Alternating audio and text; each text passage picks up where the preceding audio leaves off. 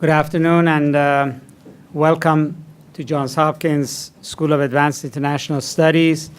I'm Vali Nasr, the Dean, and it is my distinct pleasure to welcome you to today's event on building resilience to the economic threat of invasive species. It will feature the work of students participating in the Johns Hopkins SAIS ERE Practicum program, which provides an opportunity for students to combine their academic coursework with research consultancy. I would like to start by remembering our beloved alumni, Hayden Brown, who graduated from SAIS in 2015. Hayden passed away in a tragic accident last year. He was a member of the first Swiss Re Practicum team. He was devoted to the study of energy, resources, and environment issues, particularly through innovative financing to solve global challenges. His enthusiasm is carried forward through our continued partnership with Swiss Re. Hayden's widow, Caitlin, is with us today. Caitlin's with us today. And I know that our practicum team would like to dedicate this year's practicum report, which will come out later, to his memory. So now let me say a few words about today's program. Swiss Re is a leading wholesale provider of reinsurance, insurance, and other insurance-based forms of risk transfer, and has partnered with the ERE program here at SAIS for the past 5 years, and shares the school's focus on exploring groundbreaking solutions to evolving real-world challenges. Invasive species is a global problem that cuts across environment, energy, policy, and the private sector.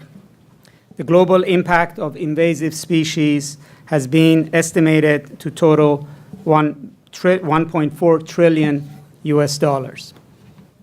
In the United States alone, cross-agency federal spending is estimated to be $2.9 billion annually for early detection, rapid response, and control and management.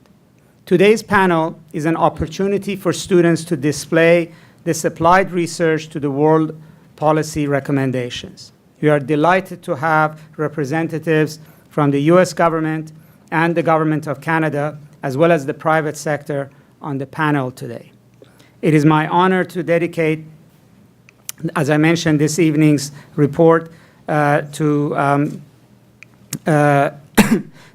former student Hayden Brown, and also to introduce Celeste Connors, an associate practitioner and faculty advisor here at Johns Hopkins SAIS. Celeste previously served as the Director for Climate, Energy, and Sustainability at White House's National Security Council.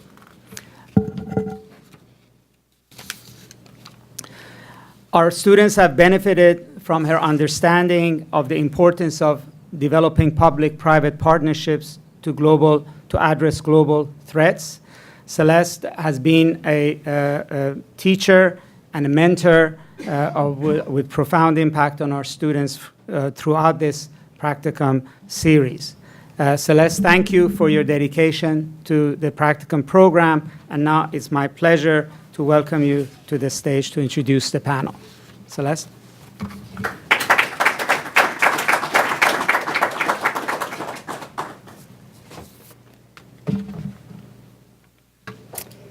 Thank you, Dean Nasr. I also just want to really say it's my deep pleasure and honor, Caitlin, for you to be here this evening. I was delighted to work with Hayden Brown for our first Swiss Re adventure, and his enthusiasm for the topic and really looking at innovative ways to solve global challenges was infectious. He was the first to reach out to new incoming students to enlighten them about how to deal with me as a faculty advisor, perhaps, and Swiss Re as a client. And overall, I would say it was really Hayden that gave us the courage to continue our relationship with Swiss Re and to look for new ways to innovate. So thank you very much for being here today, and to your friends and former colleagues of Hayden's. So invasive species and insurance, I think, is a topic that Hayden would have found actually very fascinating. And I do want everyone to maybe stop and pause for just a minute and think about that invasive species that is affecting your community. And then a show of hands if you can think of one. Okay. And then I'm just going to ask Jamie over here, because I'm going to put you on the spot. Which invasive species are you thinking about? And you can't say the lamprey here. That's too.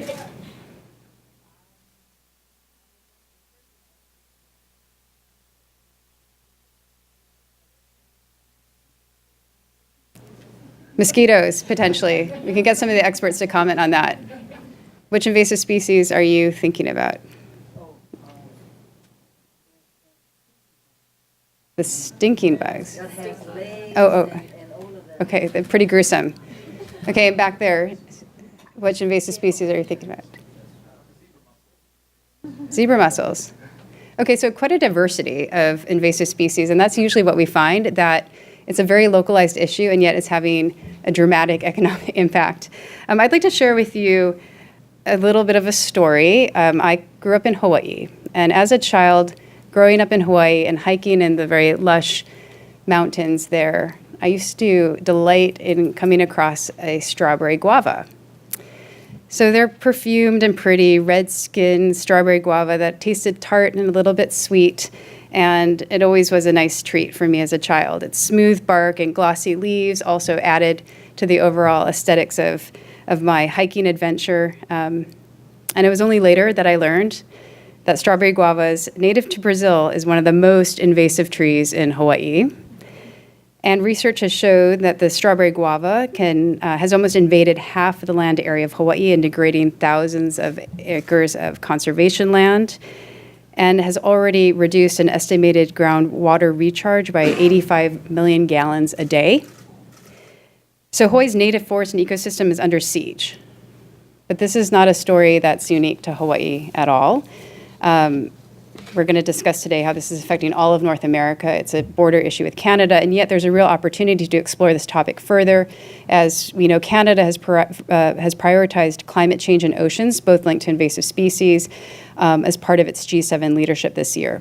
So we heard Dean Nasr talk about invasive species as damaging ecosystems, disrupting economic activity, and placing a huge burden on communities and governments and business. Public sector simply does not have enough resources to manage these issues, and we are actually compelled to look for more innovative ways to actually address this issue and collaborate with our private sector partners. And that is why it's my great pleasure to serve as a faculty advisor to this ERE Practicum, where the students have actually explored the actual costs of invasive species. It's been difficult to do. We'll hear about some of the challenges and the opportunities for innovative market-based mechanisms to actually offset this risk and move it to the capital markets in some case. So with that, it is my great pleasure to introduce the student practicum team, Jessica Chin, Rebecca Schloman, Sonia Sharon, and George Gao. I'd like to invite them up here to present on their research. Their presentation will be followed by an expert panel discussion, which I'll introduce after their presentation. You'll have an opportunity to ask questions of both the students and the panelists, so please start to think about questions now, and just other logistics, there will be a reception to follow. So with that, please join me in welcoming the student team up here to present their research.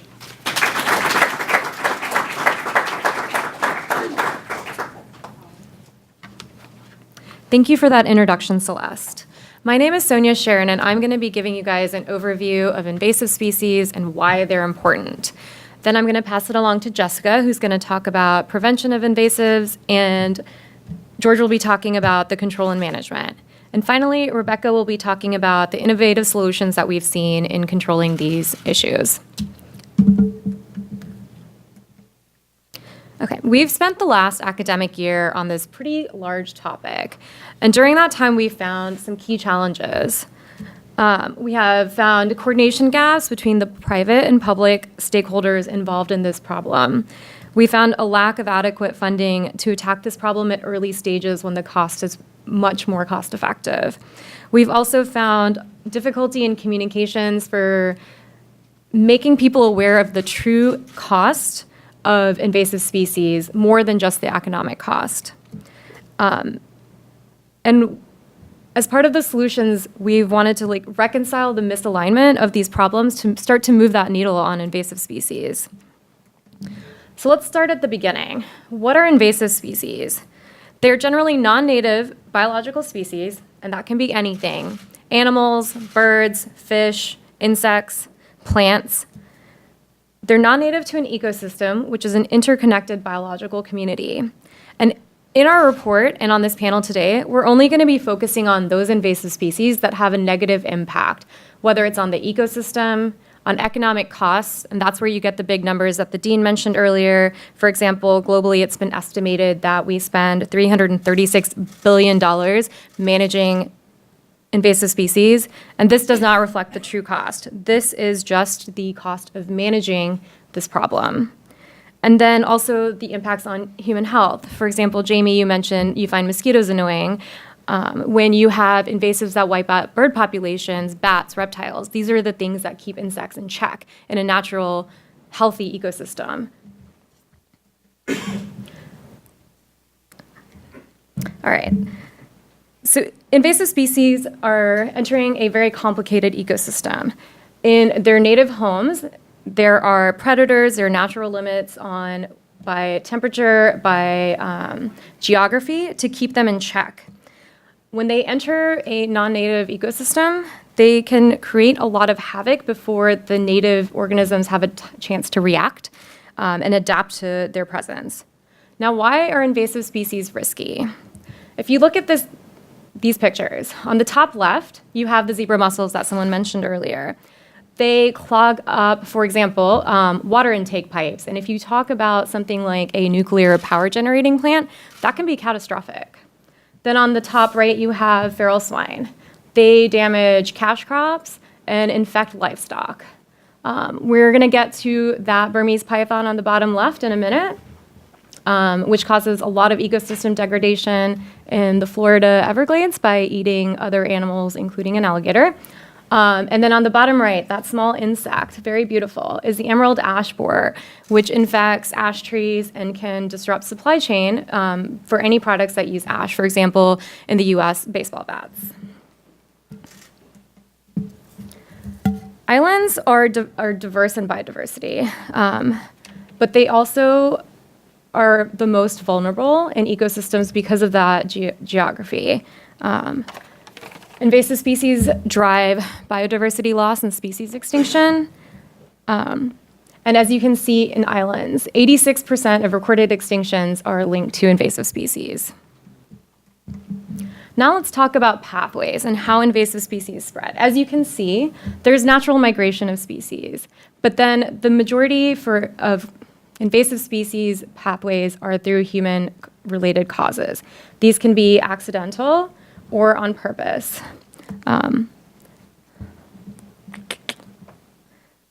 And then climate change, as you can see, is a threat multiplier. So while not an actual pathway, it can accelerate the spread at all levels by changing temperatures, by changing geography, by changing extreme weather events. For example, hurricanes and floods will accelerate the spread of invasive species.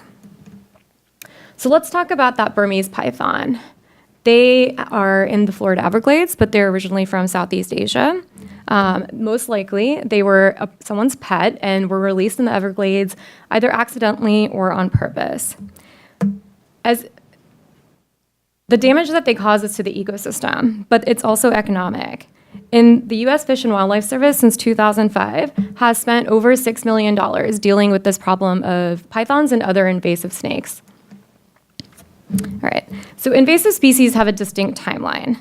As you can see at ground zero, there'll be a few specimens, and then as you move along through time, those species start to reproduce and grow, and because the ecosystem doesn't have time to adapt, those species can actually proliferate quite greatly.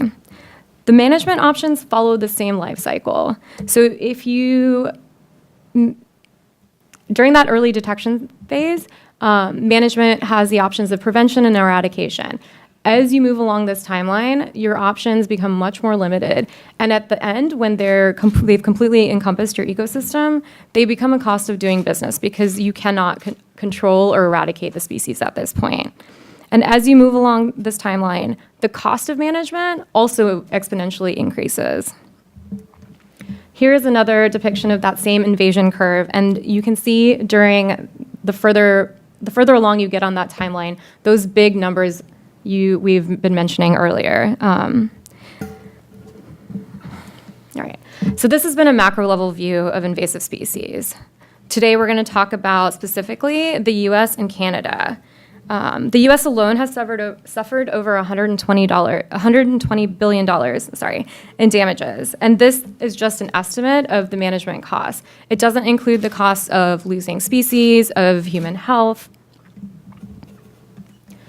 So our team went on a trip to the Great Lakes as part of our research, and we chose this area because it's rife with over 180 invasive species, like those zebra mussels and that emerald ash borer.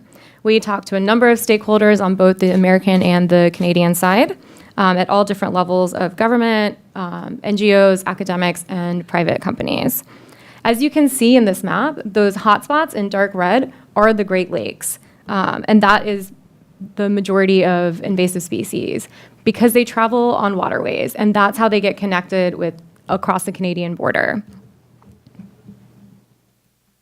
All right, this is the case of the sea lamprey, which we have found to be the most effective management case.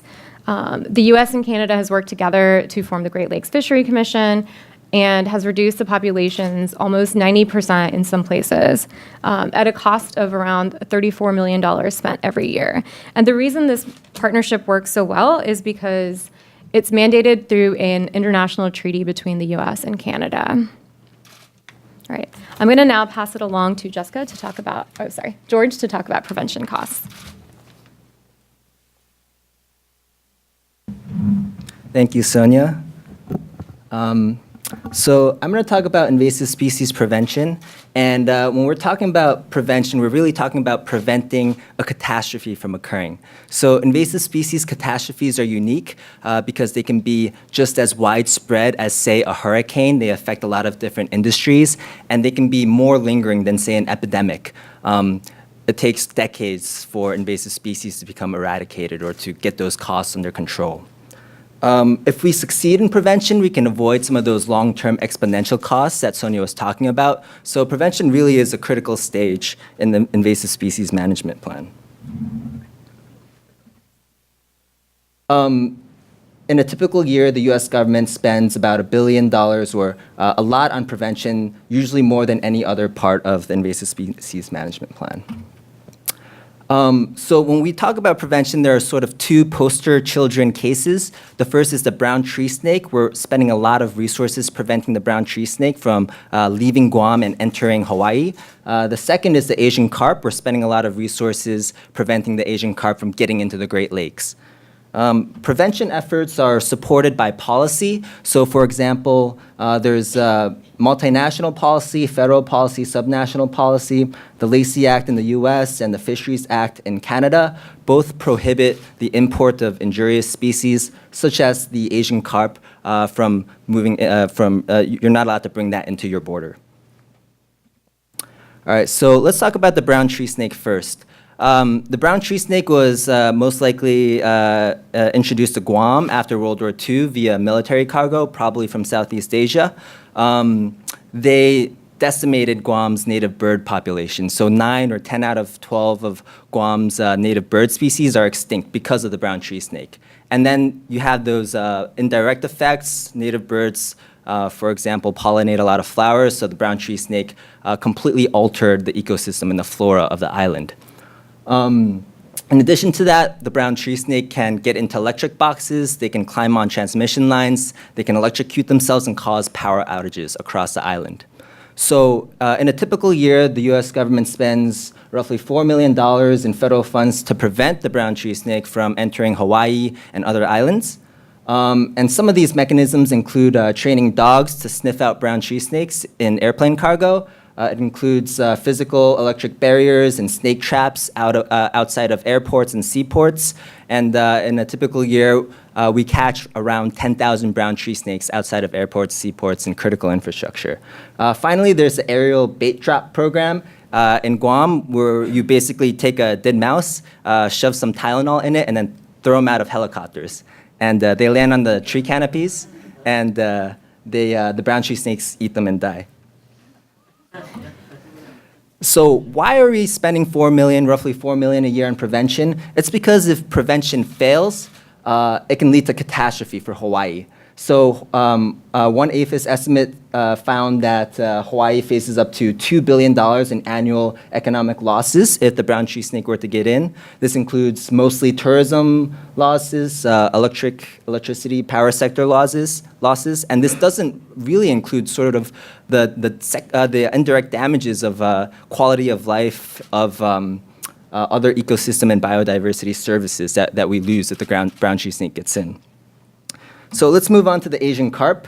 There are a few species of Asian carp we're worried about. Among them are the bighead carp and the silver carp. They were most likely brought in the 1970s to help people clean retention ponds and stormwater ponds. Then there were a series of floods, and the carp escaped and got into the Mississippi River Basin, and then they basically took over all of America's rivers and waterways. You can see they're all over the Mississippi, the Ohio, the Illinois rivers. They're not yet in the Great Lakes area, but they're knocking on the doors of the Great Lakes. A lot of our attention, our prevention efforts are targeted towards the Chicago Canal, which connects the Illinois River to Lake Michigan. And right now, the Army Corps of Engineers and Congress is considering a $275 million infrastructure project, which includes electric barriers and other mechanisms to keep the Asian carp out. This is what it looks like when the silver carp takes over a waterway. The silver carp are known for jumping. If an electric motor disturbs them, they jump out of the water. They're filter feeders, so they basically open their mouths and just suck up all the plankton that they swim past, and they reproduce very quickly, and they outcompete the native fish. And if you talk to people in Michigan love the Great Lakes, and this is probably like their worst nightmare, right? If the Asian carp gets in the Great Lakes, not only will there be significant economic losses, but also losses to their lifestyle, quality of life, not to mention the ecosystem and biodiversity values of that region. I just want to take a step back and raise one more point.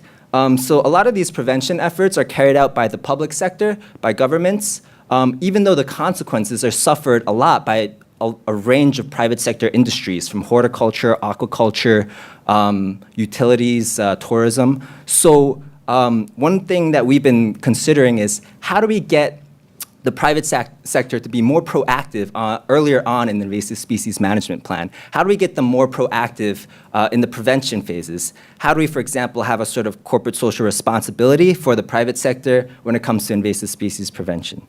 So let me pass it on to Jessica, who will talk about what happens when prevention fails and the invasive species gets in. Thanks, George. So as mentioned, usually prevention and policy goes first, but what happens when early detection and rapid response are insufficient to prevent invasive species from establishing themselves? So I'll be focusing next on the management and damage costs of invasive species, and in our discussions with different stakeholders, we found that industries, municipals, and individuals tend to pay most of the management costs and ultimately sort of sees the cost passed down to the customer. So I'll be focusing on two case studies, the zebra mussels and the emerald ash borer. So first, looking at the zebra and quagga mussels, they initially invaded in 1980s through contaminated ballast water. They quickly spread to 23 US states and 2 Canadian provinces. It's been found that prior to any management costs, that they caused $3 to $7.5 billion in economic damages to the Great Lakes region alone. As you can see from this map, There have already been some sightings, however, in the western part of the country, and already they are working on prevention efforts. So what happens after paying such high costs and failing to eradicate these mussels? Our team had the chance to speak with several power companies in both Michigan and Ontario. As you can notice from the picture on the left, this is what happens to an untreated pipe sort of over the course of 6 months. These tiny mussels build up quite extensively, and as Sonia mentioned earlier, can damage infrastructure and block intake pipes. In our discussions with the different companies, they mentioned how sort of here is a sample estimate of some of the costs that they're facing. So initially, there's sort of a capital expenditure that's needed, and then there's the ongoing costs of weekly chlorination treatments, and then the use of an annual evac treatment that kills anything on the piping. According to the companies that we spoke with, these consumables are included as the routine cost of doing business and are ultimately passed down to the customer.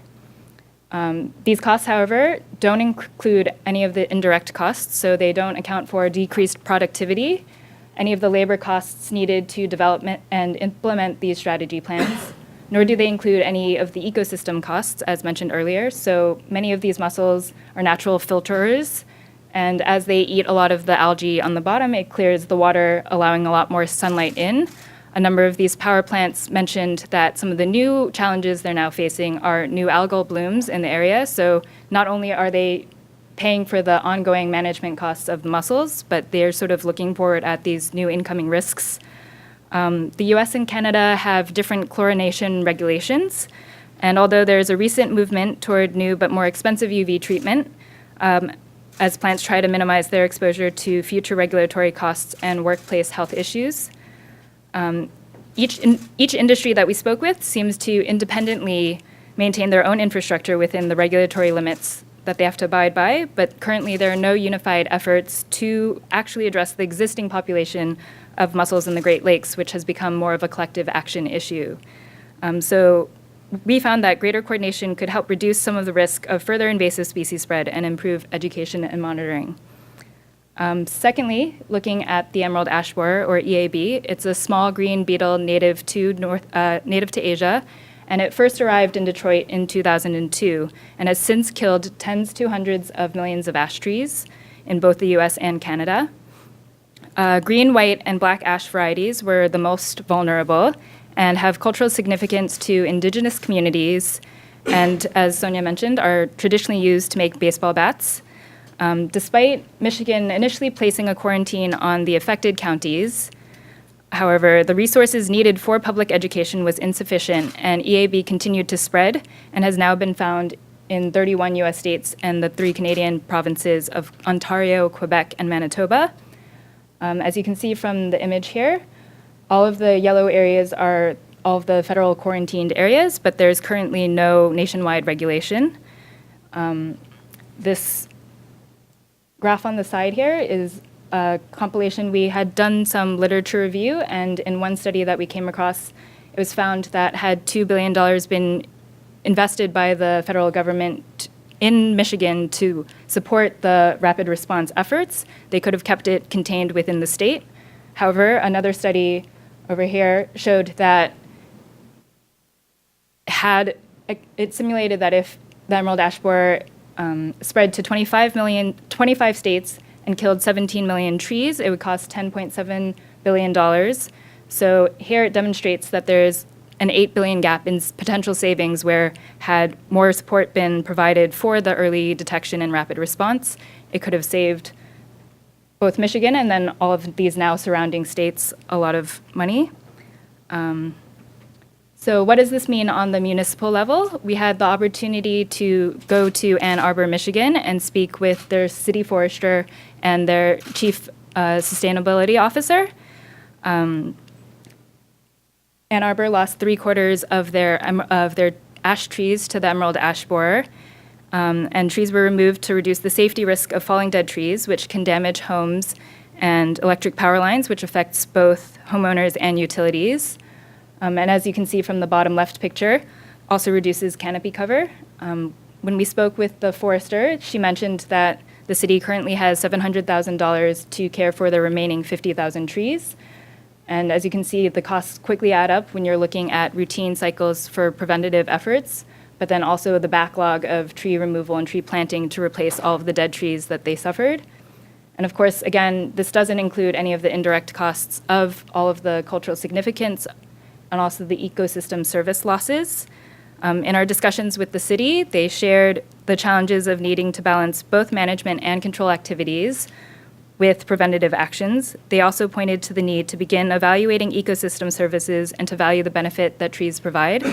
Rebecca will now talk about these challenges and how we can continue addressing them as we move forward.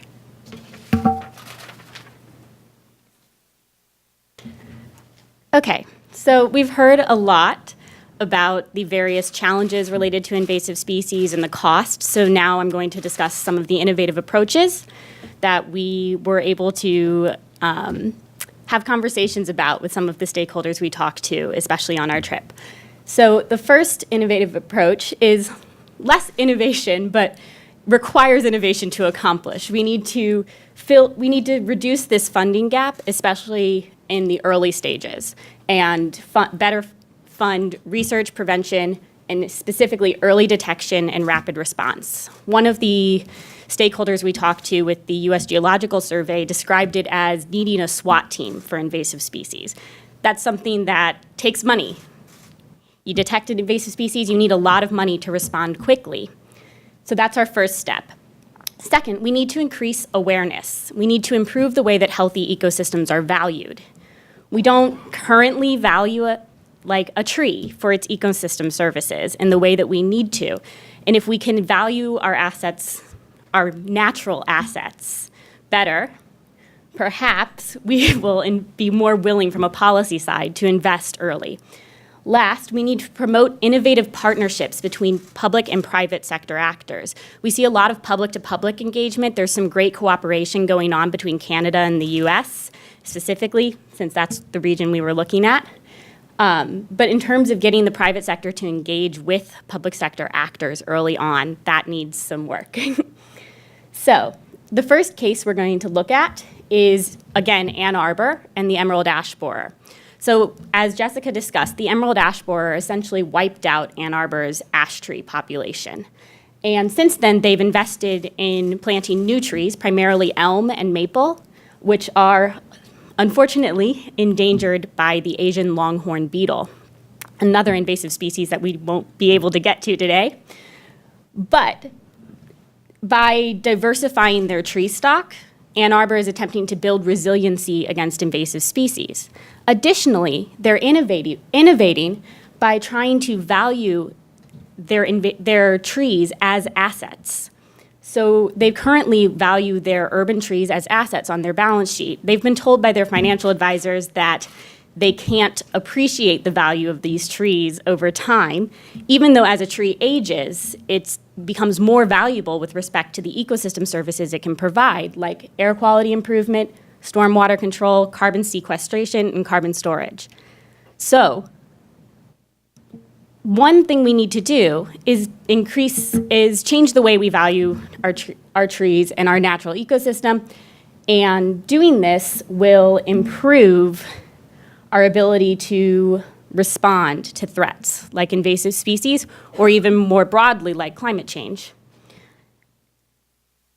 The next case we're going to look at is the case of the mountain pine beetle and potential risks related to forest fires and wildfires.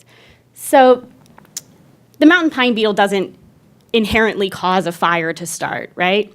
What it does is similar to the emerald ash borer. It kills pine trees. Over the course, it has a long life cycle, but during the first 1 to 4 years of infesting a pine tree, it will cause the needles of the tree to dehydrate, turning red. This is a very easily seen, visible signal of an infestation. This photograph here shows part of a forested area in British Columbia that's actually demonstrably infested by the mountain pine beetle. So why do we care, right? Well, if mountain pine beetles are causing dehydration of the needles on the pine tree, if a forest fire were to start in this region, it could potentially spread faster because those dehydrated needles act as excess fuel. And we don't want more forest fires like this. The Fort McMurray fire ended up costing about $3.7 billion in insured losses alone. And that doesn't even cover uninsured losses. Forest fires have massive costs. So if invasive species are connected to tree death, which can be connected to forest fire, what can we do, right? So an opportunity for an innovative solution is to create programs that allow private sector partners to help offset the costs of dealing with these infested trees. In Canada, there's a program right now called FireSmart that's kind of in the early stages, which is designed to educate homeowners on what they can do to reduce the risk of wildfire impacting their homes and their property. This is through things like moving firewood away from the side of their home and other cutting down dead trees. However, one thing this program doesn't include is looking for invasive species, looking for, say, a pine tree that the needles have turned red and getting rid of that because there's a potential that that tree could be fuel for a fire. So in this case, what you could do is if a property owner notices an infested tree and they can then remove the tree, which would reduce the potential wildfire risk. However, who would pay for that tree removal? Obviously, the homeowners usually don't want to spend a lot of money removing trees. This is also an issue with other species that might cause a tree to fall over and damage your home. But the opportunity here is to develop programs funded by private partners who benefit from risk reduction, say an insurance company or a reinsurance firm, who can help offset the cost, because in the long run, they will benefit if the costs from insured claims is reduced.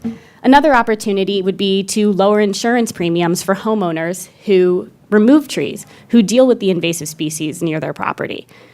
So this is an opportunity for partnerships with the private sector. This is what we need to reduce some of these long-term costs, is to get people in early and to get people in a new and innovative way, besides just using taxpayer money, right? Okay, so some of the key takeaways from our research. First, invasive species are costing governments, communities, and industries billions of dollars every year. Billions of dollars, that's a lot of money. As Jessica had mentioned before, in the case of the emerald ash borer, we have a simulated actual cost of around $11 billion, and only $2 billion was put in, and that wasn't put or only $2 billion would have provided an effective rapid response to emerald ash borer to avoid all of these other costs, right? So injecting funding into early detection and rapid response is critical and could save billions of dollars.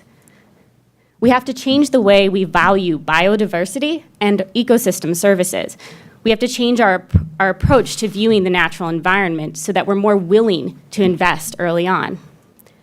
And the private sector has a role to play in proactively combating invasive species. It's critical. So the challenges are many, but we believe so are the solutions if we can get in early, right? So I want to thank you for listening to our presentation, and now I'll turn it over to Celeste to introduce our expert panelists who have taken. We're very grateful that they are here joining us today.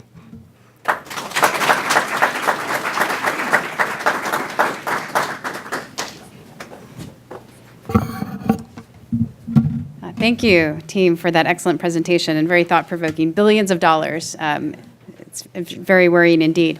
I'd like now to take the opportunity to transition to the second part of our event and invite our expert panelist up to the stage. I'd like to introduce Dr. Stanley Stas-Burgel, who is the Assistant Director at the National Invasive Species Council, or otherwise known as NISC, for policy and program coordination. He provides advice on invasive species policy development to NISC member agencies and participates in international negotiations focusing on invasive species issues.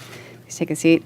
Alex Kaplan with Swiss Re, who is our partner in crime in this presentation and this work. And Alex is responsible as the head for North America and senior vice president for global partnerships for developing and executing innovative risk transfer solutions to help governments with these challenges and international financial institutions and NGOs at all levels. I'd also like to note that you have the panelist bios, so I won't go into great detail, and Rachel McCormick with the Embassy of Canada.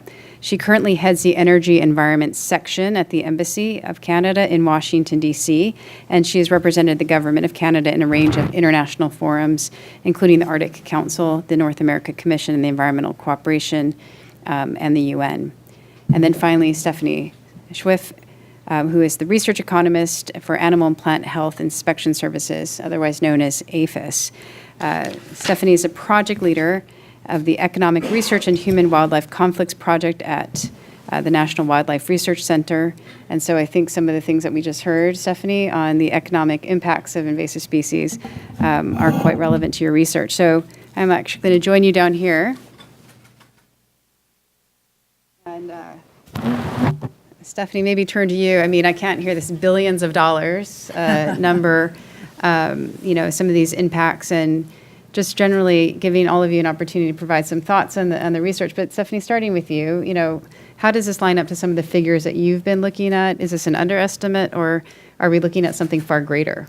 Yeah, I think we're looking at something far greater. When you look at, and our research is focused primarily on feral swine, which I would argue is easily the worst invasive animal that we will face in the United States by far. And the estimates there have been 1.5 billion to, and now we're talking 2.5 billion.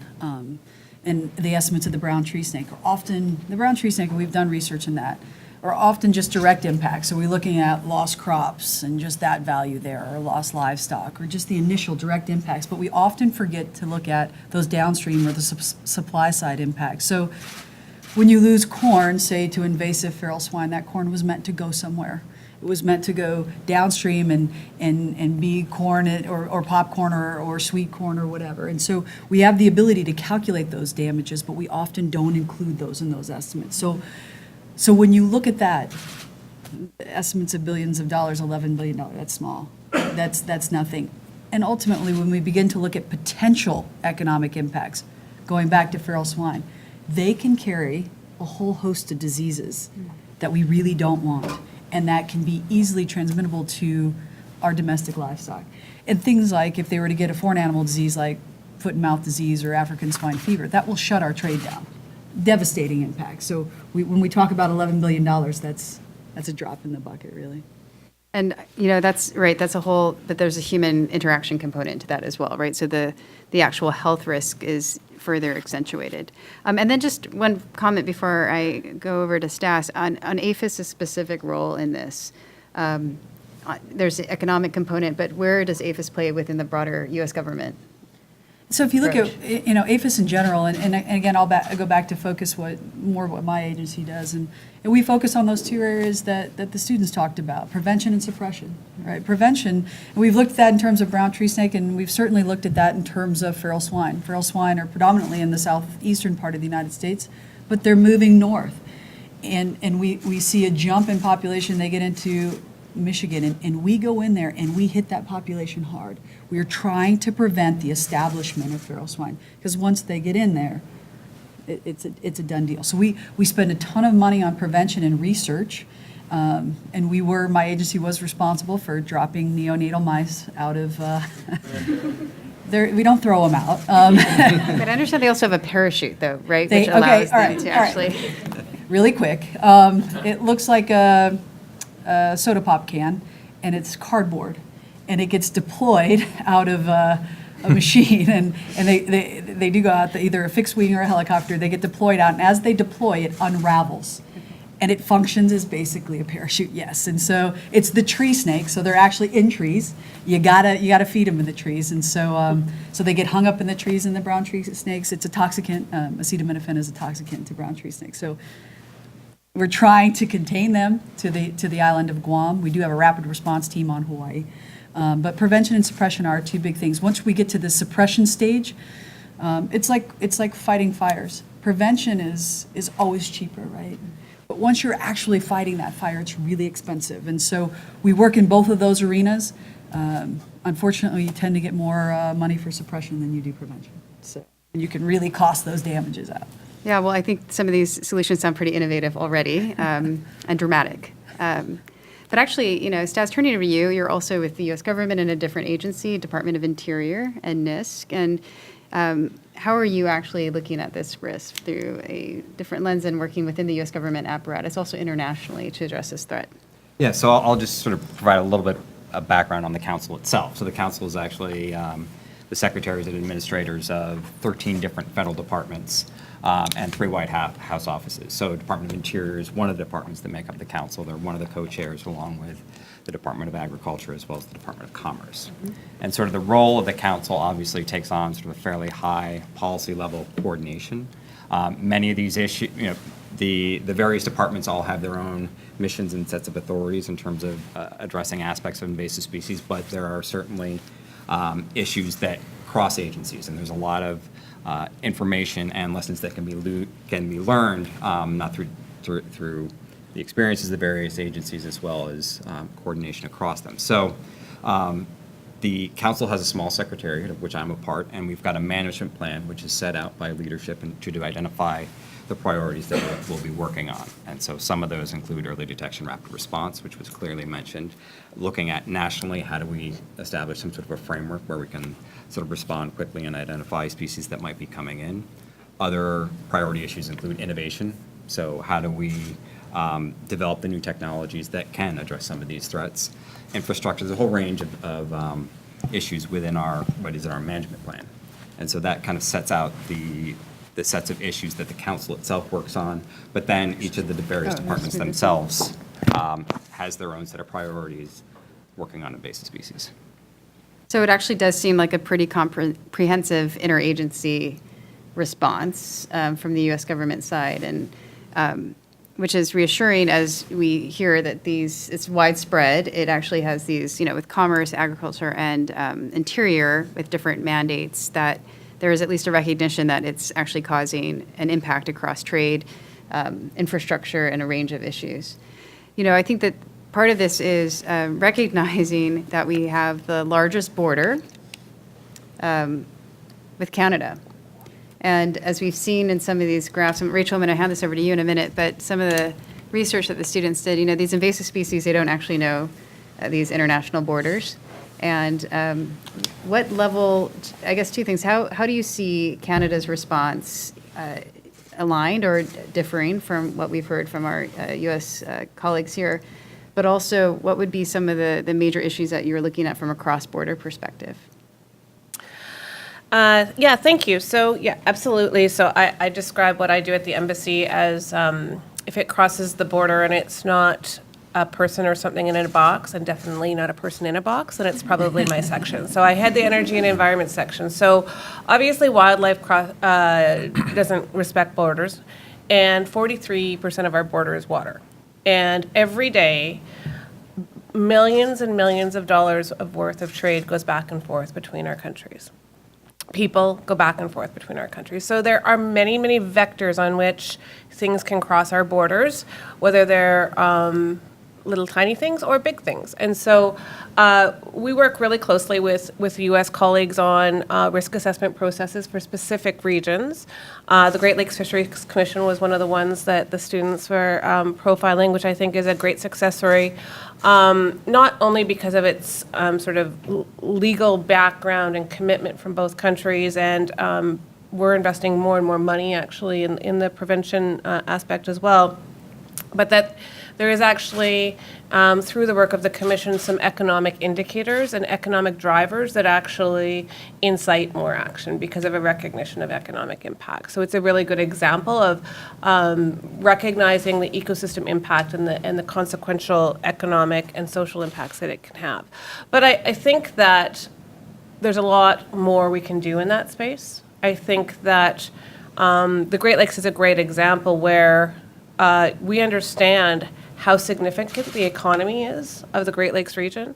I think depending on how you frame it, it's always within the top 20 economies in the world. given the Great Lakes, and how much you depend on that water, whether it's for trade or recreation or fishing or other things. And so protecting that resource, just from an economic standpoint, is really, really important, not to mention the social aspects. And I think once you get into things like job numbers and industries that will no longer be able to operate, whether it's fisheries or other things, you really can make a strong argument for action. And I think to date, on things like sea lamprey and carp, we've been able to have that recognition of the need to invest because of the ecosystem impacts, and we haven't had to make the economic case. But I think in other situations, that's not the case.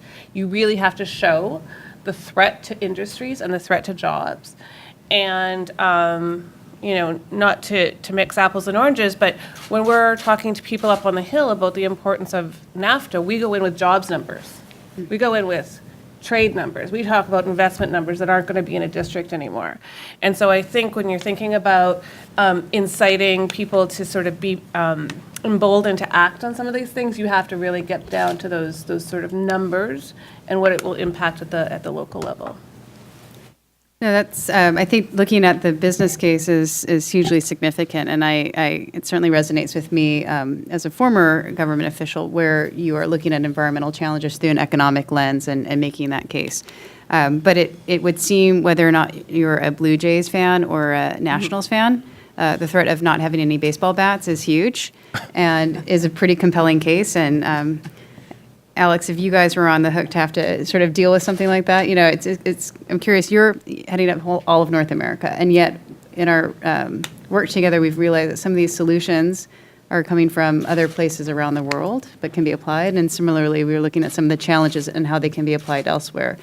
But where do you see the role of the private sector in addressing some of this risk? Yeah, so when we first had the conversation, Celeste and I, 3 years ago, about invasive species, I don't see it. I just don't see it.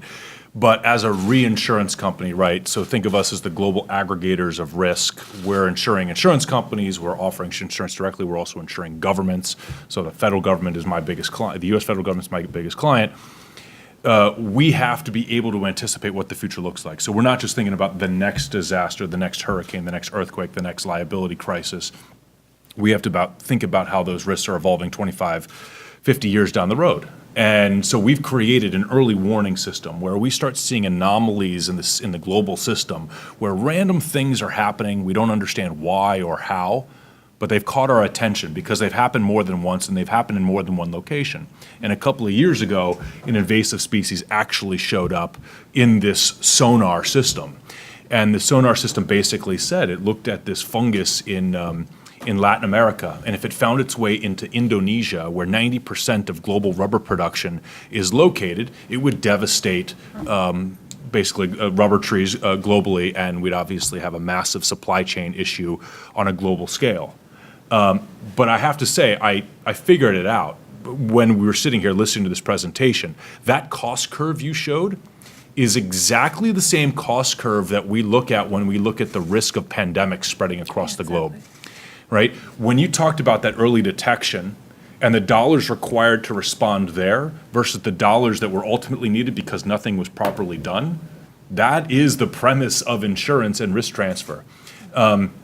So we saw this happening. Again, this was tied to a SICE report 2 years ago on pandemics, is this pandemic emergency facility, right? The whole premise of insurance that we all think about today is, okay, something bad happened and now insurance comes in and helps you recover after the bad thing has happened. But what if insurance actually stepped in before the bad thing happened and actually prevented the bad thing from happening? That's exactly what we're trying to do with this pandemic piece. This is exactly what we're doing now to save the lives of nomadic farmers in Kenya and their livestock, and I can explain that later if you want. But this idea of creating a mechanism through the private sector's computational power in the last couple of years, the availability of data and the technology that we're using, right? We're settling insurance claims now using satellite data and making payments through mobile technology, right? We're not sending claims adjusters out there anymore to see what broke, what was it worth, how much money should we give you, et cetera. Those days are behind us, and of course, if we don't evolve, we'll also be extinct. So we need to be thinking in that forward fashion, but I actually think that there may be a solution at the end of this tunnel, because that problem exists everywhere. Well, it's interesting to think of an insurance claims adjuster being also extinct potential invasive species, which might delight some of us in this room, Alex, but really excited to know that there is innovation. We're not talking about the clipboard anymore. And I actually want to know what you referenced earlier, an earlier SICE report looking at the intersection of pandemic risk and the Pandemic Emergency Finance Facility was actually a G7 initiative, then became a G20 initiative. And these are the world's largest economies coming together and recognizing there's a challenge, also working with large financial institutions like the World Bank to look at the solutions. So I'm sort of looking at you, Rachel, to say, like, this is potentially something that is related to what the G7 is looking at as some innovation. I'm actually going to open this up to questions, and actually I just want to note that some of our team that actually worked on that pandemic threat report are here in the audience, and would encourage you to talk to them after as well to connect the dots and see some of the similarities.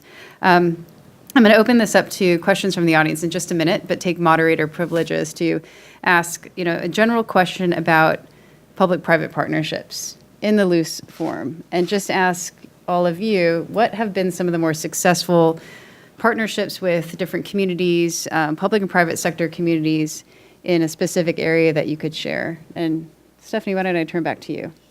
There could be several that we work with, and I think one of the more interesting ones, I think, to talk about in terms of invasive species and invasive species prevention and identification has been, we've tried to establish and look at different environmental DNA to say, okay, if we want to know where feral swine have been, and not only have they been here, but if we've gone through efforts to try to manage them and suppress them in this area, or remove them in this area, we need to get samples from all over. And so partnering with universities and not as far as citizen science, but that's the idea, to get different samples from different places to provide environmental DNA that we can test and say, yes, feral swine are gone for this area. Or even better than that, the group that we wanted is gone. This is actually a new group that's invaded, so that we can tell you more about what's going on with an invasive species than we ever have. And so this has required partnership with the government, universities, and all sorts of other groups. We've had to get DNA from all over to be able to do this, but now we've got a huge bank to allow us to use this as a tool and then further to identify damage, to say, yeah, that is feral swine damage. It's not deer damage to corn. So be able to identify that damage and cost that damage. That has been one of the biggest innovations for us in terms of invasive species. Yeah, that's exciting, because I can see Alex getting excited over there about the availability of data and to be able to price this. Stanzo, turn it over to you. In your experience, what has been a successful partnership with community and private sector? I wanted to start with sort of the quagga zebra mussel example that was given, and while the focus was on the Great Lakes and the map just showed sort of the vast sort of concentration of zebra mussels in the Great Lakes, it also showed that the Pacific Northwest was relatively uninvaded. And so you have those states really interested in keeping it out of the Columbia River Basin. And so the question becomes, okay, the quagga and zebra mussels originally came in through ballast water, but how are they moved through the country? Generally, they're moved about on recreational watercraft, a motorboat, whatever it might be, will be in an infested water body, and then it gets moved to an uninfested water body, and the veligers or the baby larvae then just travel with that boat. So what the Pacific Northwest has done is basically set up a kind of a perimeter defense using inspection of watercraft, decontamination, but what that involves is inspection stations along highways, inspection stations going into water bodies, or decontamination stations coming out of water bodies, which means that recreational boaters are sitting in lines waiting for their craft to get inspected or power washed or whatever it might be. When you're on vacation with your powerboat or whatever boat you might have, you don't want to be sitting in line. And after time, one of the realizations by boat manufacturers was, if this turns people off from boating, that's a significant hit to their industry. And so working with an entity called the Aquatic Nuisance Species Task Force, which involves federal agencies, it involves state agencies, as well as other sort of nonprofit groups, they got together working with the National Boat Manufacturers Association to look at boat design questions. So how do we design a boat that is less likely to sort of hide some of these villagers that they can attach to, how to do better inspections on boats, and then also when they're doing treatments, if they're doing hot pressure power washes through engines, can the engine actually withstand that hot water? And so that's been, I think, a very useful partnership, because everybody sort of recognizes we're in it together. We want these water bodies to be enjoyed, to be used, but also be protected. And then it also reaches an entirely different clientele in terms of all of those working in the boat sales, boat development, boat design sector. So I think that's sort of one example where looking at, well, what is the pathway for delivery and how do we work with the companies that are engaged financially in that pathway? Yeah, no, that's very exciting because that shows, there's a clear case for increasing efficiencies in a process and actually increasing business development. So, Rachel, are you seeing some of these same types of partnerships in Canada? Canada is actually quite well known for public-private partnerships in general. Yeah, that's true, through a number of sectors. I thought maybe just to jump on something that you were talking about, to talk about possibly opportunities to enhance existing partnerships. There are lots of examples of good partnerships, but when we think about policymakers and scientists and industry and all the different parts of a puzzle, I think that the more we try and cross-pollinate our ideas and talk to each other, the better, especially across borders. And I think when we're talking about the ballast water trajectory, it's a really good example. So, we have people on the Great Lakes, transport companies that go back across on both sides of the border. And so one of the things that we're looking at right now is how do we get ballast water systems, first of all, technology approved, that is approved in a way that actually is working on both sides of the border and that isn't creating regulatory misalignment without harmonization factors, because it's really hard for industry. It's not that industry doesn't want to address this problem, but when there's no technology that's approved to address the issue, but regulations insist on it, it doesn't bode well for things working. And when industry are going into ports on both sides of the border, and we have different processes. So I think it's really important to think about that binational regulatory harmonization aspect as we're developing these solutions, and also thinking about technology and incenting that innovation in terms of the private sector. And I would just say the other thing from our G7 agenda to profile on partnerships would be three things. A big focus on innovative financing with respect to resiliency of coastal communities.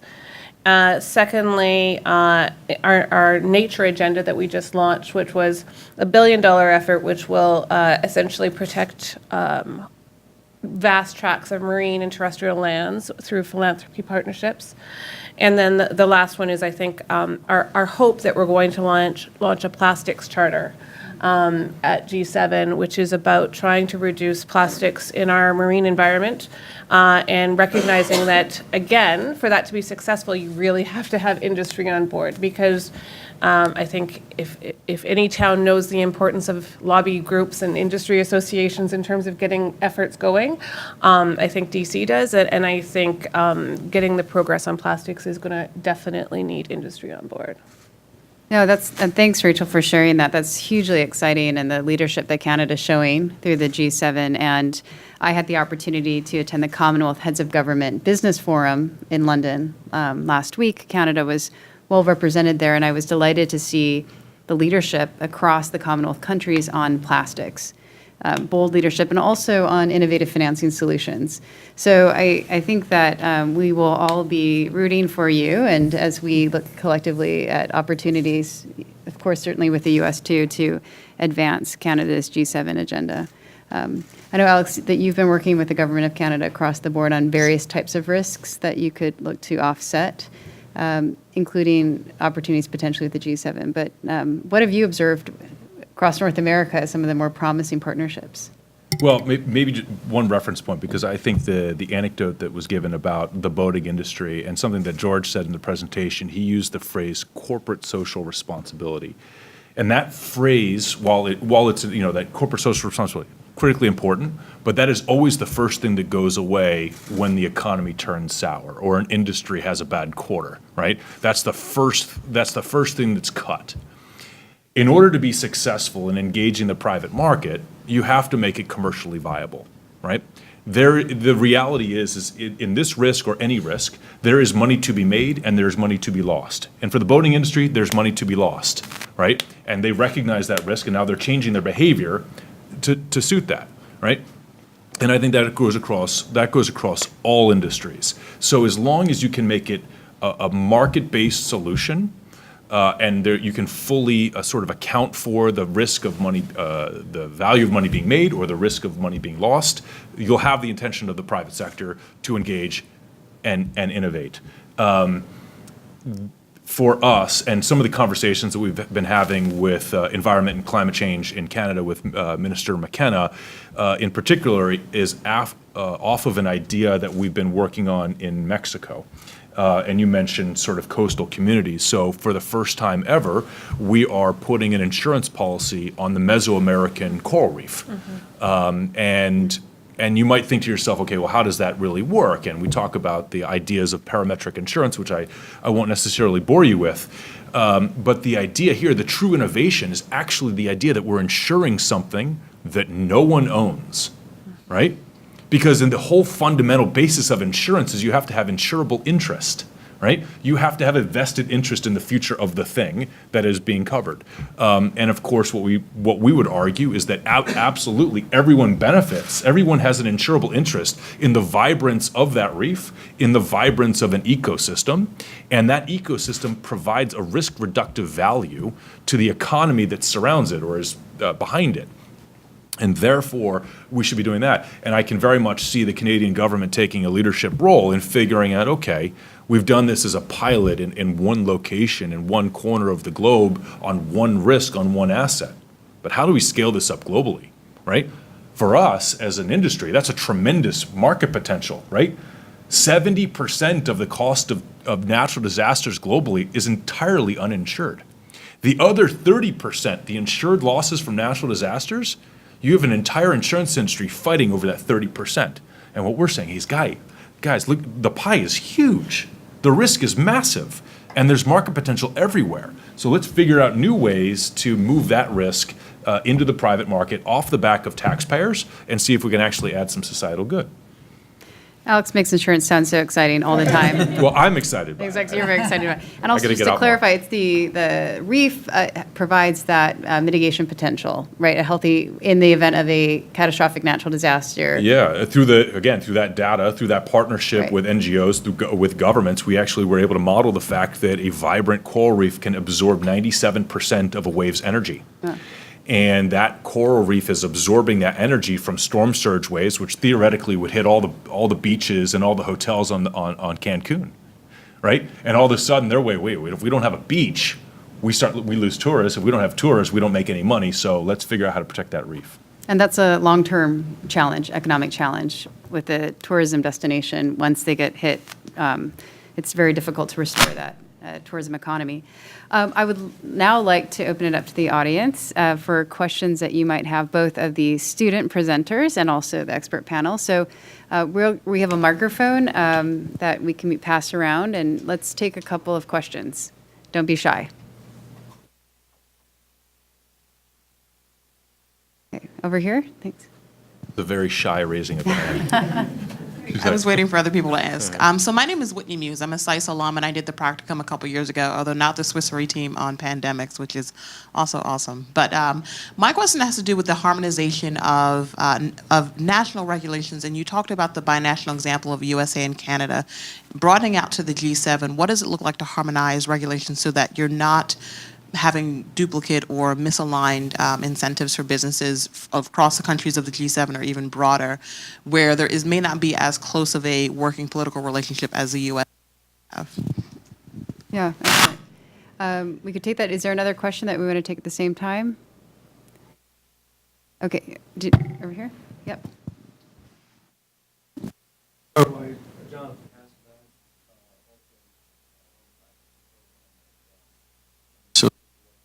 ERE. And my question is actually for Alex. So, and this sort of spans both the pandemic and the invasive species aspect from an insurance point of view. So, yes, I get, you want to come in early and be able to intervene. Nevertheless, a characteristic of both of these is exponential growth and exponential damage. So from an insurance point of view, yeah, how do you cope with that? And then a sort of related question, biology of what makes a species invasive and why it's invasive here and not there is not actually very well established. We don't know that a particular species is going to be invasive. It's certainly true that once it has become invasive in one part of, the United States, it's very likely to become invasive someplace else.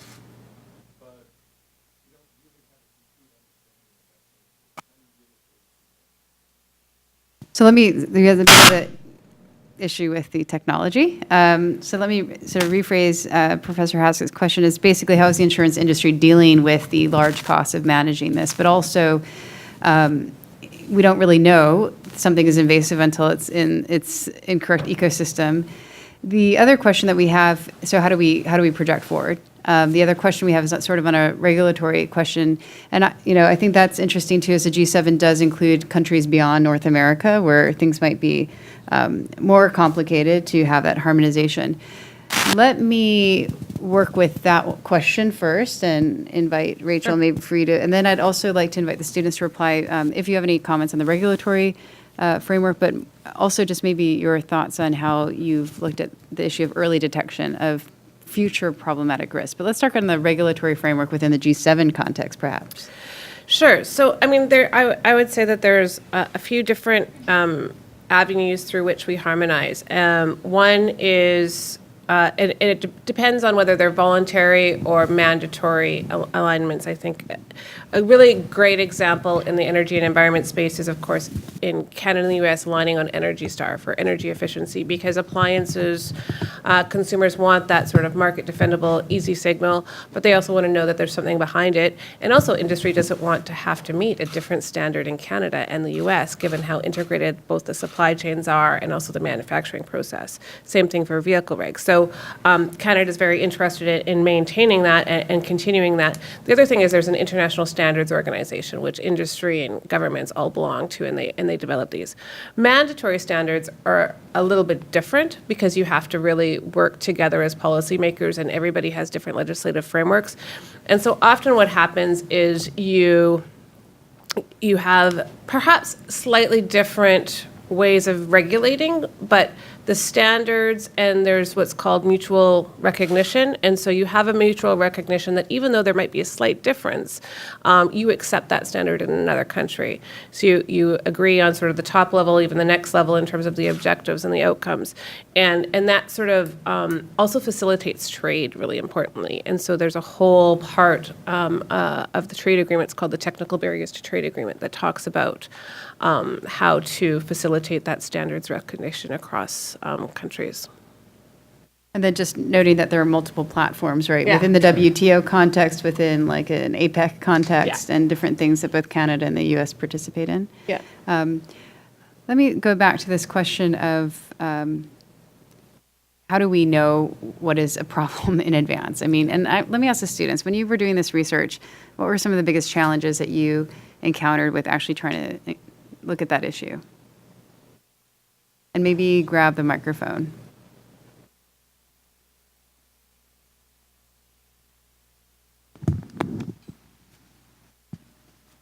I guess maybe I can start. I think I had mentioned during the presentation that a lot of the power plants use chlorination, and also touching on the regulatory side. So the US has less strict rules, and because everyone's using the Great Lakes, there's not kind of clear collective management of how much chlorination is actually going in. So there's sort of a regulatory opportunity there, I think, to look at things a little bit more. But we're sort of establishing when something is invasive or not. I think an issue that we've discussed a lot, and also with Alex, is the issue of liability, especially when you look at insurance and developing products. And with the mussels and power plants, for them it's sort of an ongoing cost. But I think it was also mentioned how, I think if you have the clear technology of what sort of approved technology and have a clear management plan, we've sort of discussed how maybe potentially management planning or sort of approved regulations or technologies, if a company is using them, or in the case of Ann Arbor, if a city is sort of implementing these strategy plans, could that potentially be a way where when they're trying to access funding, that their premiums are lowered or that their rating is a little bit better, and it just gives them the opportunity to maybe more easily access funding?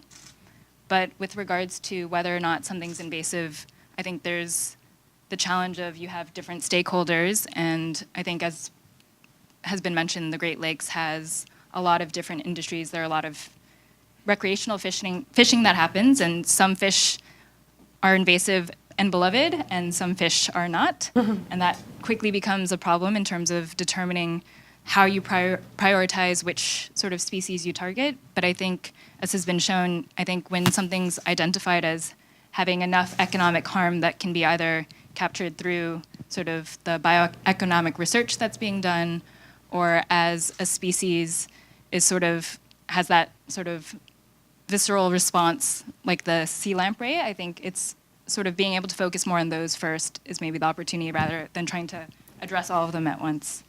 But I don't know if anyone wants to. Did you want to, sorry. I would just add one point Yeah. that one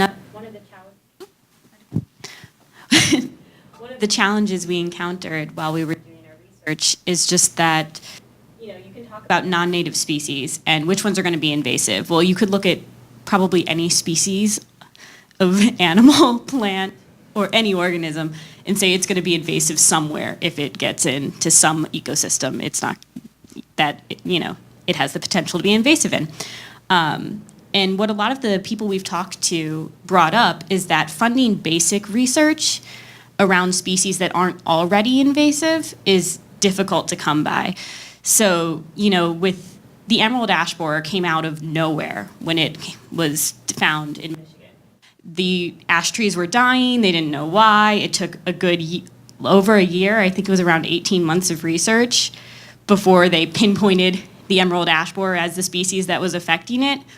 There wasn't research going on prior to the emerald ash borer getting into Michigan saying, is the emerald ash borer potentially invasive? This random beetle from you know, Asia? Like, so that basic research is, you know, a component that is missing in a lot of cases, and that definitely impacted our research as well, just trying to determine what are the future risks, what are the species that we need to be focused on. Well, there's a few ideas, but they come out of nowhere sometimes, and we need more of that basic research into species that might have a potential.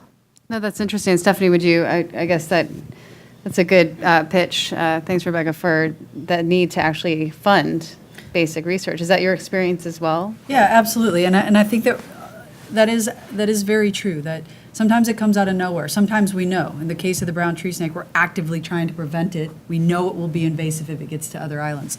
We don't need another example like Guam to know if it gets to Hawaii, we're in trouble. But modeling is changing that as we look especially at, you know, pathogens can be invasive as well. And so we are beginning to model the potential of a foreign animal disease, for example, to be invasive to the United States. So we're better at those types of things, but you're absolutely right in terms of, you know, our basic research is missing of the suite of things that we could have, and I'm going to stay away from insects because that's so hard, and stick with animals, that's easier. Of the suite of things that we could have, what do we really not want? And I think that modeling now, and certainly high-powered computer modeling, has changed our ability, and bioeconomic modeling has changed our ability to look at that and then tie that. And what we've begun to do is tie these biological systems more to economic systems to see this animal can cause this level of damage, and how does that vary in terms of this other animal? Which is worse? Is it worse to have the feral pig, or is it worse to have this weird fish? And so we can begin to model those things and look at the different sectors and say, okay, we really don't want this, but we lag behind on that. other countries, if you look at some of the work that Australia's done and other countries like that, they're better at that than we are. I ultimately expect that prevention will get there, but we certainly lag behind. Yeah, that's helpful. And I think the second part of that question on, the insurance industry, there are clear areas where you can say the insurance industry is also hemorrhaging money as a result of catastrophic natural disasters. I don't think prior to this discussion you would necessarily have said that about invasive species, but based on this, could you say that you're suffering? To Jonathan's question, right? I mean, we can't insure something we don't understand. And so there's clearly not enough data, right? When we talk about pandemics, there's no topic we understand more than probably epidemiology of viruses as they spread across the globe, because we hold a tremendous amount of mortality risk, right? We have to understand how these diseases move around communities and understand where hotspots develop so that we can release money before they get out of control. Because if we don't do that, then we end up paying claims on life insurance, right? Should they get to more advanced economies where people actually have the capacity to buy life insurance. But to that point about, the hemorrhaging of money, right? So again, not being able to insure things we don't understand, you may actually see in small doses at this point, the insurance industry is probably actually paying for invasive species to some degree, right? We always hear this concept of proximate cause, right? So insurance companies in California were being asked to pay for the mudslides in Santa Barbara because of the proximate cause to the wildfires, which were insured events. Well, if the wildfires are insurable events and the cause was actually it was intensified because of the presence of an invasive species, then at the end of the day, that's the causation for the claim that was just filed. And so we better get a handle on that, right? And to that point I made before about the early warning system, right? Those things that we don't understand, which will create a financial impact, we are moving very quickly to make sure that we understand how those claims can evolve over time and what it actually means to shareholder equity and the viability of the long-term business. Because this whole concept basically stemmed from the asbestos litigations that happened in the mid-late 80s, which led to massive liability claims. You may actually see industries in the United States, because it's a litigious society, we love to sue each other, where industries may have had awareness of the presence of an invasive species, which led to a massive loss in some other segment of the economy, and people are pointing their finger back to, well, you knew it was there, you knew you should have been doing something about it, you didn't, you made it worse, and therefore you're getting stuck with the bill, right? The public utilities should be thinking about these particular issues, right? They get sued all the time for wildfires, and those are getting worse over time. And I'll make one other point, right? A couple of years ago, a very large global insurance company filed a lawsuit against the state of Illinois saying that we are paying much larger losses because of extreme weather.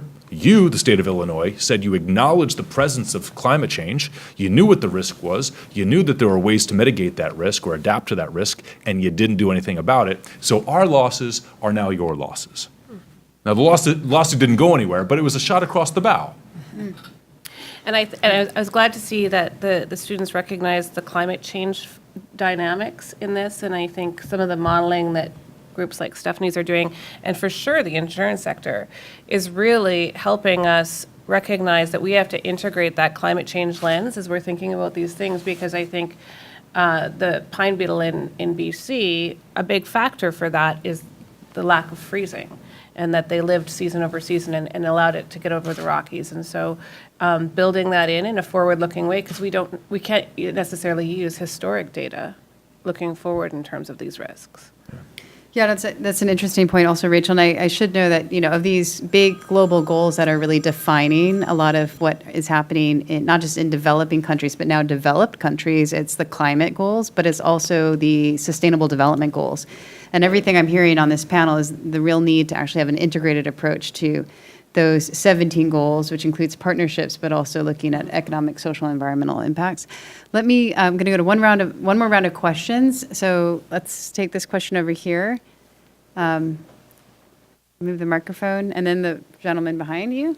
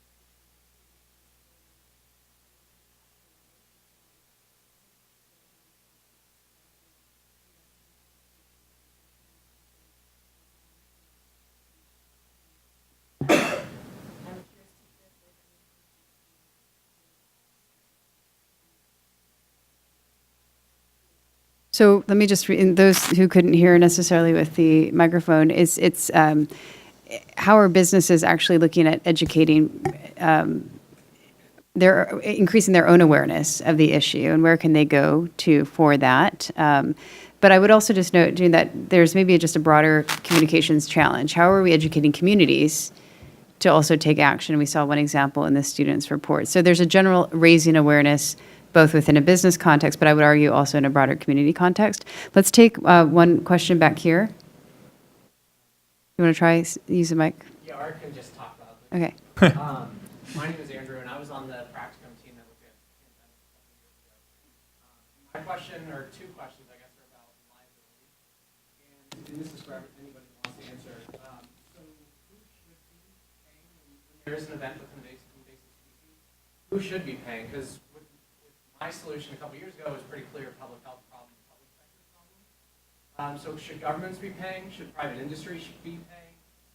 If I personally do something that causes an incident, should there be personal liability? And then looking forward for innovations like pipelines that are resistant to mussels or crops that are resistant to certain invasive species, who should be paying for that research? Should the government or private? Great. Well, why don't, because I know the students actually did touch on some of this in their research, both on the awareness component, but then on the who pays when you have that awareness. And then, Stas, I might turn it over to you also just on the what policies and programs are in place actually to increase that awareness, both in communities and private sector. Do you guys want to touch a little bit on those both questions, actually, on the awareness? And I'm thinking about the Canada case, actually. And a discussion we had is, okay, who should actually pay for removing that tree from the property once you've determined it's a problem? A little bit about that. We talked to a number of stakeholders, including a conservation authority in Canada. It's a huge problem because nobody thinks they should pay, and government has such a limited pot of funds. Even people on their own private land don't think that they're responsible because that invasive species was there before they bought their house. So they want the government to actually pay to come in and remove the noxious plants. They're plants that actually cause you to blister. And so we've talked a lot about aligning financial incentives, like the FireSmart program. If your insurance premium goes down because you, out of your own pocket, paid to remove a tree, then you're aligning the financial incentives for people to actually take ownership of some of that liability. Because right now it seems like private owners do not want that. So financial incentives. And on the community component, Stas, let me turn it over to you. Sure, and that's a good question in terms of it's not just sort of the community awareness, but the awareness of sort of whatever sort of private sector entity we're talking about. And that's going to sort of vary across the spectrum depending on what type of business it is. There's a very interesting example that the Fish and Wildlife Service has been engaged in, and sort of to get back to the earlier question in terms of how do you even know what the risks are going to be. They're responsible for sort of regulation of wildlife species, potentially injurious species, into the United States through the Lacey Act. Generally, that's been very reactive in terms of something's in, it's causing damage, okay, we'll put it on the list, and now people can't import it. Well, you know, the horse is already out of the barn, the invasive species in the U.S. is causing damage. So they've been trying to figure out, well, how do we get a little bit more proactive? And so they've developed a screening technique where they can look at, and what they've done is sort of looking at wildlife species that are generally in trade to see would they create a potential risk to the U.S. And so one of the major ways that they come into the U.S. or would be traded into the U.S. is through the pet industry. Everybody, you know, there are collectors who like the newest, latest exotic species. And so what they've tried to do is say, okay, we've got this suite of, 600 or 700 species that we know are in trade somewhere in the world. Let's try to assess the risk of those. We'll sort of identify them for the private sector. And for those that aren't coming into the U.S., can we develop cooperative partnerships with them where they will not sort of import the riskier ones, but if we've identified those that aren't risky, those are the ones that they'll sort of concentrate their sort of trade in. And so that, one, it sort of sensitizes the private sector, the pet industry to, okay, how do we be a responsible actor? We're more educated about these things. How do we educate our consumers, those going into pet stores and buying these pets? And I think at the end of the day, sort of everybody sort of gains because it's a more of a cooperative relationship than Fish and Wildlife Service having to list something and then basically being more confrontational with the private sector. I also wanted to sort of quick address the question on liability, Yeah, which is an excellent question. And you sort of have, we've looked at this question. You've got sort of two sets of issues. You've got, those who are knowingly sort of introducing a species that could be invasive, and then those where it's unintentional. They didn't mean to bring in a species or introduce a species. So one example with the intentional introductions is the biofuel sector. So EPA is responsible for the renewable fuel standards and designating sort of potential biofuel crops that can be planted and grown for the development of biofuels. Well, they had sort of designated 2 that were known invasive species in the U.S. as being certifiable biofuels. Well, this obviously caused consternation amongst the community that's interested in sort of protecting environments and making sure that these things aren't spread. So what happened was sort of, setting up a set of rules. If you're going to sort of plant and try to cultivate these crops, these are the things you need to go through. And I'm not quite sure if it's the state of Washington and the state of Oregon was looking at, okay, how do we do sort of bonds or other types of insurance that these types of companies will need to purchase if they're going to be planting these types of species and there's an escape and it invades natural areas. For where it might not be, where it would be an unintentional introduction, say with ballast water. You don't want to pick up that organism and transmit it. They've been looking at other examples like the oil disaster response fund. You never know where that threat's going to come from, but if everybody pays in a little bit when they're moving their ballast water or shipping oil, then that creates a broader fund for when an accident does happen. So it's not establishing, okay, this was the ship that was responsible for bringing in the species, but at least we have a mechanism for collecting a larger pool of funds where if that does happen, we do have a means to respond. So those are some of the examples that have been looked at in terms of the different kinds of liability that we might find. No, that's excellent. Yeah, really, it's a couple of really innovative examples there. We're close to the close of this, but Alex, let me give you the last word if you want to respond to the liability question as well. Yeah, I would say that everybody's liable, right? I mean, at the end of the day, we're all paying for it. We're paying for it as individual citizens. We're paying as communities, corporations, governments. And at the end of the day, and I'm oversimplifying it, right? Governments are insurance companies with militaries, right? They are the insurer of last resort, and that, I would argue, is the likely an inefficient way of handling risks that would otherwise be able to be managed by a market-based solution. The question at the end of the day is, can that risk be assigned to the offending party and then transferred in a more efficient way to drive behavior, right? If we're all paying, I mean, the example where you're talking about, you said plants that create blisters, I would pay to get rid of that in a heartbeat. I don't know why people seem to be so reluctant. That's terrifying.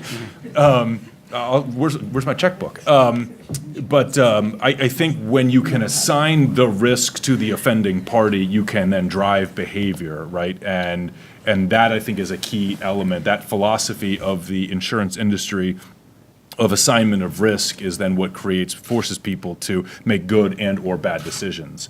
And I think we have a role to play in this as well, but I still feel like this whole conversation is so nascent. I know there's been a ton of work and research that's been done, but in terms of the broader scheme of how we address these challenges, there's still a lot to be done, right? And I think more messages that need to be shared with a much broader audience. But obviously we stand ready to help make those messages, and certainly from the economic case.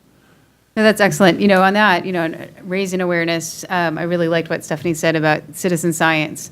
Let's get everybody involved in actually looking at and educating themselves on identifying the problem. I think there's some interesting communications work that APHIS is doing, NISC is doing, and certainly the Government of Canada, I think that could elevate this as well. This is a start. This is the executive summary of the students' research, and we anticipate the full report to be released in about a month. And so we'd look to all of you and your respective agencies and organizations to see how this affects your own businesses, your own agencies, your own interests. Certainly, we see here some very interested parties, liable parties. But with that, I just want to note that we have a reception to follow this. We're going to conclude this part of the event, and Swiss Re has graciously provided some refreshments following this. Please join me in thanking the student team and the expert panelists for all of their great work.